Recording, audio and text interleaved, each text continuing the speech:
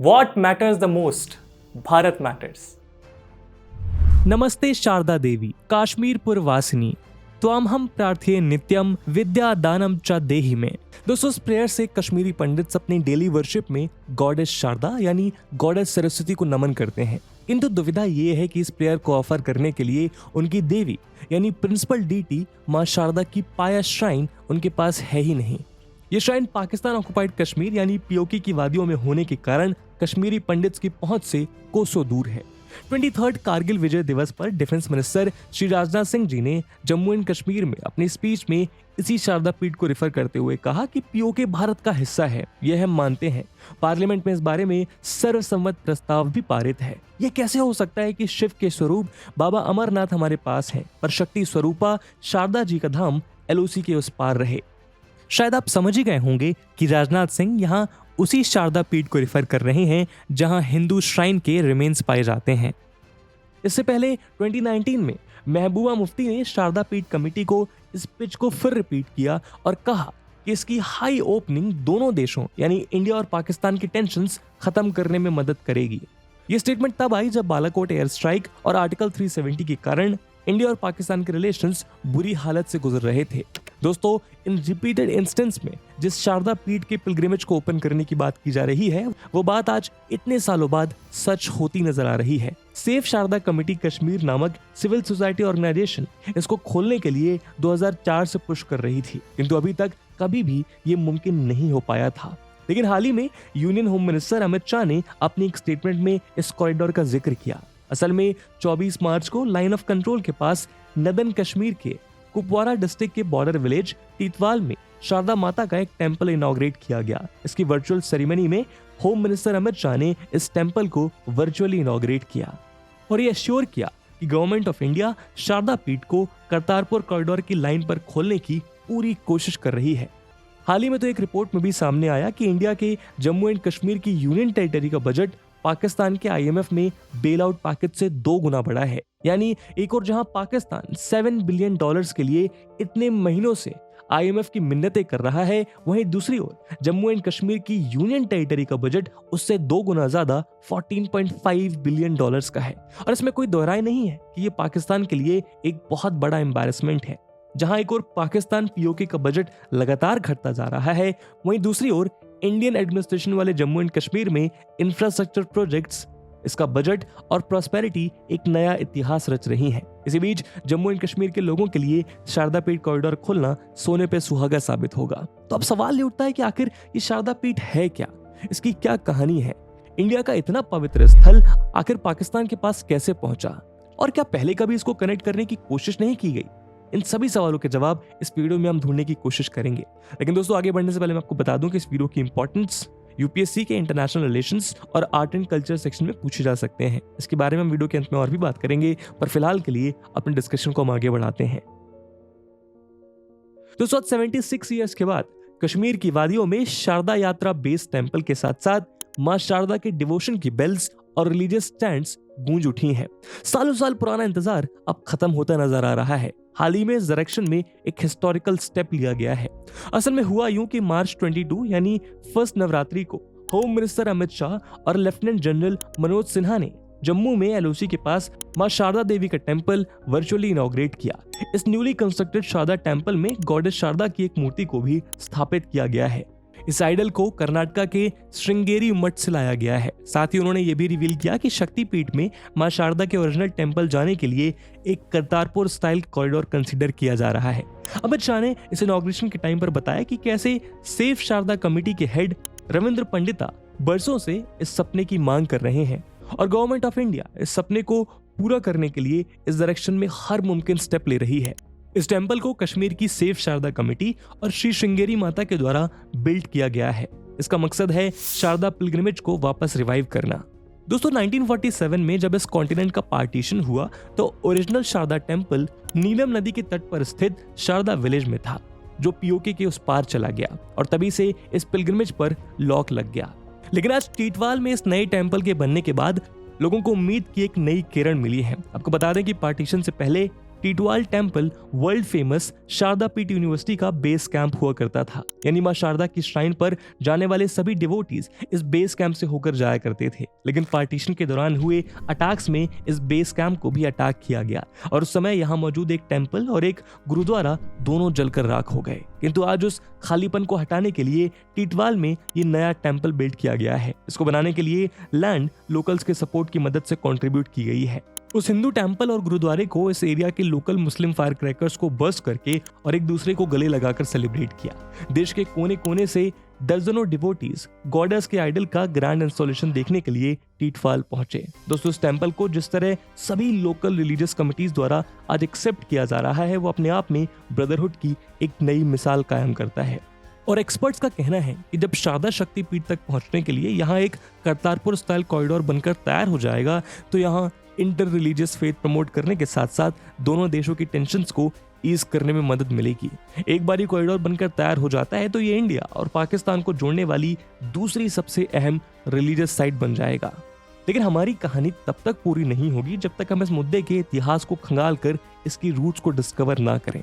तो आइए देखते हैं।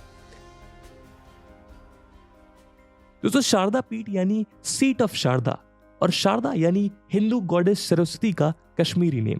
शारदा को सर्व से भी रिलेट किया जाता है, जिसका मतलब होता है फ्लो या स्ट्रीम, और ऐसा इसलिए क्योंकि ये 3 रिवर स्ट्रीम्स के संगम पर लाई करता था। शारदा विलेज में ही रिवर नीलम, मधुमती और सरगुन स्ट्रीम के साथ मर्ज होती है।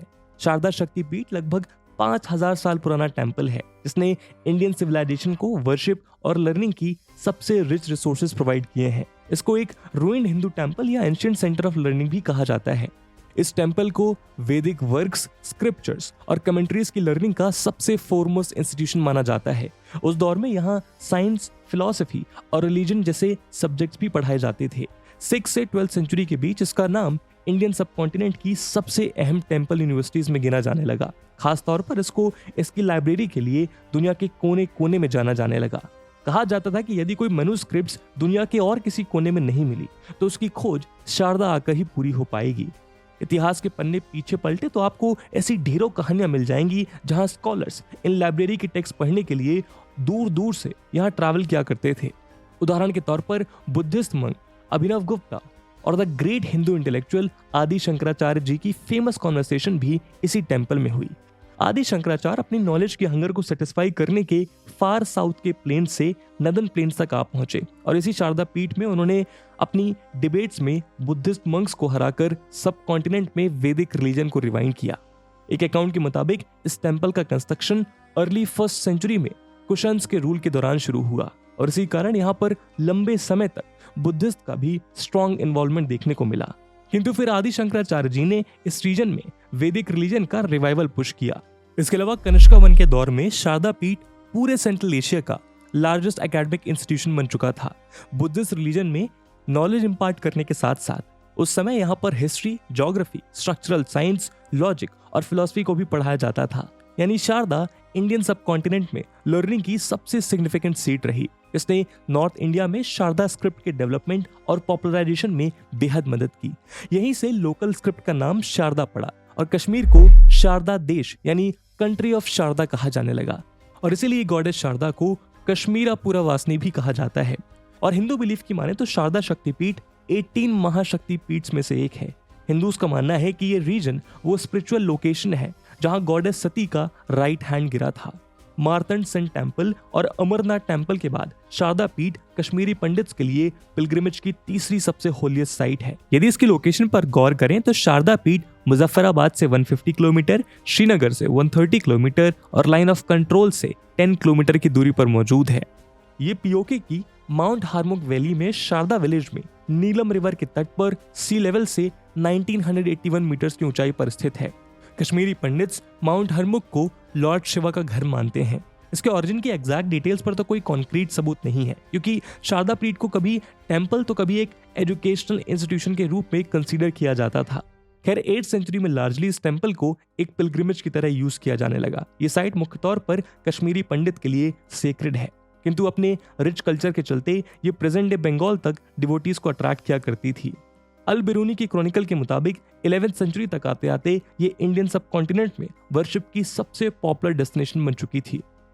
यहाँ गौर करने वाली बात यह है कि शारदा शक्तिपीठ का नाम इन क्रॉनिकल्स में एक कश्मीर साइट की तरह नहीं बल्कि इंडियन सबकॉन्टिनेंट के मोस्ट फेमस हिंदू टेम्पल्स की लिस्ट में शुमार होता था। शारदा का ये एंशिएंट टेम्पल 18 महाशक्ति पीठ में से एक है और इसको हिंदू गॉडेस सरस्वती का निवास स्थान कहा जाता है। हालांकि इसके ओरिजिन के कोई पिन पॉइंट एविडेंस मौजूद नहीं है। एकेडमिक सर्किल में यह भी कहा जाता है इस टेम्पल को शायद राजा ललित आदित्य ने बनवाया था, क्योंकि ये राजा ललित आदित्य द्वारा अनंतनाग में बनवाए गए मार्तंड टेम्पल के साथ आर्किटेक्चर, डिजाइन और कंस्ट्रक्शन स्टाइल में बेहद मेल खाता है। कुछ सोर्सेस के मुताबिक शारदा पीठ का ओरिजिन उस दौर में ट्रेस किया जाता है जब कश्मीरी पंडित्स ने इस लैंड को लर्निंग के सेंटर में तब्दील करना शुरू किया। वहीं से इसका नाम सर्वजना पीठा पड़ा। अयाज रसूल नस्की नाम के स्कॉलर के मुताबिक एक बार गुड और एविल के वॉर के बीच गॉडेस शारदा ने नॉलेज के पॉट को सेव किया था और उन्होंने उस पॉट को लाकर नीलम वैली में एक गहरे गड्ढे के अंदर छिपा दिया था। फिर उन्होंने खुद को एक ऐसे स्ट्रक्चर में तब्दील कर लिया जिससे पॉट की सुरक्षा भी हो सके और वो किसी के हाथ भी न लगे। तो जिस कवरिंग स्ट्रक्चर में गॉडेस शारदा ने खुद को तब्दील किया उसको आज शारदा पीठ के नाम से जाना जाता है। यही कारण है कि आज इस श्राइन में कोई मूर्ति नहीं है, बल्कि यहाँ आपको स्टोन्स के बड़े बड़े रेक्टेंगुलर स्लैब्स देखने को मिलते हैं जो केवल इस श्राइन के ग्राउंड को कवर करते हैं। इसी टेम्पल के पास दुनिया की सबसे पुरानी यूनिवर्सिटीज के रून्स भी देखने को मिलते हैं। ये माना जाता है कि शारदा यूनिवर्सिटी की खुद की स्क्रिप्ट होती थी जिसको शारदा कहा जाता था और यहाँ लगभग 5000 स्कॉलर्स और वर्ल्ड्स बिगेस्ट लाइब्रेरी देखने को मिलती थी। इस यूनिवर्सिटी को नालंदा और तक्षशिला जैसे लर्निंग के प्योर जेम्स के लेवल का दर्जा दिया जाता था। कुछ अकाउंट्स के मुताबिक ये यूनिवर्सिटी नालंदा और तक्षशिला के आने से पहले से ही न जाने कितने माइंड्स को एनलाइटन कर चुकी थी। तो कुल मिलाकर शारदा पीठ कश्मीरीज का एक ऐसा ट्रेजर है जो खुद में फेथ और रिच हिस्ट्री की इंपॉर्टेंट एस्पेक्ट्स को अमाए हुए है। तो दोस्तों, शारदा शक्तिपीठ के रिच हेरिटेज, कल्चर और इंडियन सिविलाइजेशन में उसकी कंट्रीब्यूशन की जितनी चर्चा की जाए उतनी कम है। लेकिन अब यहाँ बड़ा सवाल ये है कि इंडिया की इतनी अनूठी धरोहर उससे दूर कैसे हो गई। तो जैसा कि हमने अभी देखा कि ये यूनिवर्सिटी हमेशा से ही इस टेम्पल का सबसे मेजर अट्रैक्शन रही, लेकिन यहाँ एनुअल पिलग्रिमेज महाराजा प्रताप सिंह और रणबीर सिंह के दौर में फ्लरिश होना शुरू हुआ। उस दौर से लेकर पार्टीशन के पहले तक यहाँ पर एनुअल पिलग्रिमेजेस का एक स्ट्रॉन्ग ट्रेडिशन डेवलप हो चुका था।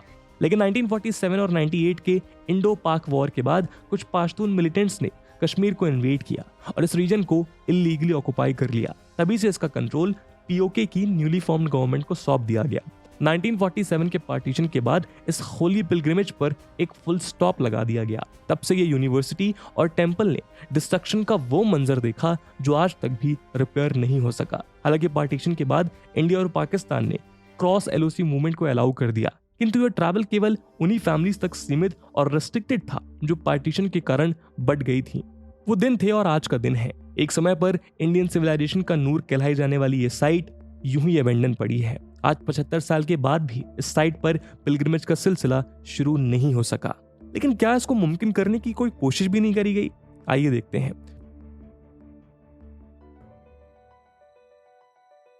दोस्तों, पार्टीशन ने लैंड का तो बंटवारा कर दिया, लेकिन वो लोगों के बिलीव्स, उनके वैल्यू सिस्टम और उनके रिच हेरिटेज से उनको नहीं अलग कर पाया। यही कारण है कि कश्मीरी पंडित्स बहुत लंबे समय से अपनी इस होली श्राइन पर विजिट करने के लिए अथॉरिटीज को प्रेशराइज करते आ रहे हैं। लेकिन दुविधा यही है कि गवर्नमेंट ने इस डायरेक्शन में कोई कॉन्क्रीट स्टेप नहीं लिया। हालांकि पिछले कुछ सालों में सिविल सोसाइटी की ओर से सेफ शारदा कमेटी इस डिमांड की फ्लैग बेयरर बनकर सामने आई है। पिलग्रिमेज को रिज्यूम करने की डिमांड ने मुख्य रूप से 2007 में मोमेंटम हासिल करना शुरू किया, जब Indian council for cultural relations के जम्मू एंड कश्मीर चैप्टर के farmer regional director professor Ayaz रसूल नास्की ने इस श्राइन को विजिट किया। उसके बाद 29 नवंबर 2018 को पाकिस्तान में करतारपुर कॉरिडोर प्रोजेक्ट के लॉन्च के वक्त ये डिमांड फिर एक बार जोर शोर से उठी। बहुत से रीजनल लीडर्स और एक्टिविस्ट ने करतारपुर कॉरिडोर का एग्जाम्पल लेते हुए शारदा पीठ तक एक कॉरिडोर बिल्ड करने की डिमांड आगे रखी। किंतु यहाँ गौर करने वाली बात यह है कि करतारपुर में हम वीजा के थ्रू ट्रैवल कर सकते हैं, किंतु शारदा पीठ पीओके में लोकेटेड है, जो कि इंडिया और पाकिस्तान के डिस्प्यूट का सबसे बड़ा इरिटेंट है। और इंडियन गवर्नमेंट द्वारा पीओके का वीजा इशू करने का मतलब है पाकिस्तान के इलीगल ऑक्यूपेशन को जस्टिफाई करना, और ऐसा मुमकिन नहीं है। लेकिन इसका एक और सॉल्यूशन है।